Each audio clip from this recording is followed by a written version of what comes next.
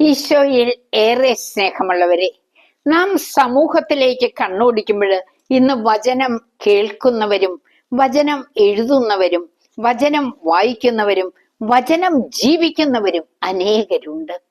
വചനം ജീവന്റെ മാർഗമായി അനേകർ അനുഭവിക്കുന്നു.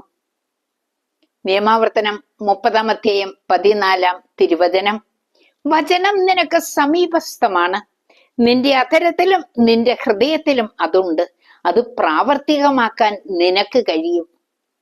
പരിശുദ്ധമ്മ ലൂക്കായുടെ സുവിശേഷം 1-38 തിരുവചനത്തില് ഇതാ കർത്താവിന്റെ ദാസി എന്ന് പറഞ്ഞപ്പോൾ വചനത്തെ ഉദരത്തിൽ സംവഹിച്ചു.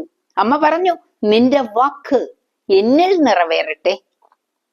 നിങ്ങൾ വചനം കേൾക്കുക മാത്രം ചെയ്യുന്ന ആത്മവഞ്ചകരാകാതെ വചനം അനുവർത്തിക്കുന്നവരാകുവിനെന്ന് യാക്കോബ് ശ്ലീഹ 1-22 തിരുവചനത്തിലൂടെ നമ്മോട് ആഹ്വാനം ചെയ്യുന്നു. പ്രിയപ്പെട്ടവരെ, വചനത്തെ സ്നേഹിക്കാം. വചനം എപ്പോഴും ഔഷധമാണ്, ആരോഗ്യമാണ്.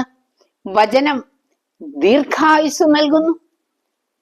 നമ്മുടെ ജീവിതത്തിന് ആവശ്യമായ എല്ലാം വചനത്തിലൂടെ നമുക്ക് സ്വന്തമാക്കാം.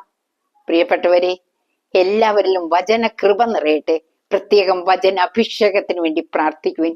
പരിശുദ്ധമ്മയുടെ മധ്യസ്ഥതയിൽ അത് ലഭിക്കും, ഉറപ്പാണ്.